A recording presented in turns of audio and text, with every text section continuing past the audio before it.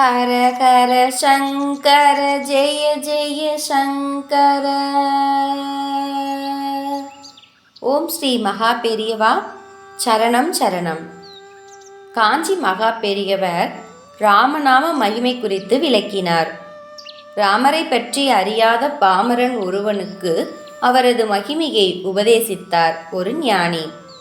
ராமநாம விலை மதிப்பற்றது, அதை விற்றுவிடாதே, அதை அளவிட முடியாது. தூய்மையான மனதுடன் ஒருமுறை சொன்னாலும் நன்மை கிட்டும் என்றார் மகா பெரியவா. அவனும் ஒருமுறை ஜெபித்தான். காலம் ஓடியது. மரணத்தை தழுவினான். யம தூதர்கள் அவனுடைய ஆத்மா, அதாவது உயிரை அழைத்து கொண்டு யமலோகம் சென்றனர். அவனது பாவ புண்ணிய கணக்கை பரிசீலித்துவிட்டு, ஞானியின் உபதேசத்தால் ஒருமுறை ராமநாமம் ஜெபித்துள்ளாய், அதன் பலனாக நீ எது கேட்டாலும் தர தயாராக இருக்கின்றேன் என்றார் யமதர்மன். ராமநாமத்தை விற்காதே என ஞானி சொன்னது நினைவுக்கு வர எதையும் அவன் கேட்கவில்லை. நீங்கள் விரும்புவதை கொடுங்கள் என்றான் பாமரன். ராமநாமத்தை எப்படி மதிப்பிடுவது என யமனுக்கு தெரியாததால் இந்திரனிடம் விசாரிக்கலாம் என முடிவெடுத்தான். இந்திரலோகத்திற்கு பல்லக்கில் வருவேன்.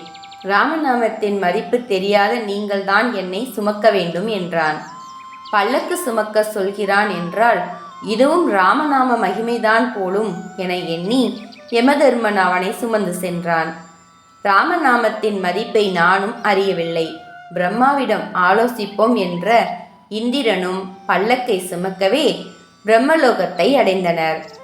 ராமநாமத்தின் மகிமையை என்னாலும் மதிப்பிட முடியாது, வைகுண்டம் சென்று மகாவிஷ்ணுவிடம் கேட்போம் என்றார் பிரம்மா.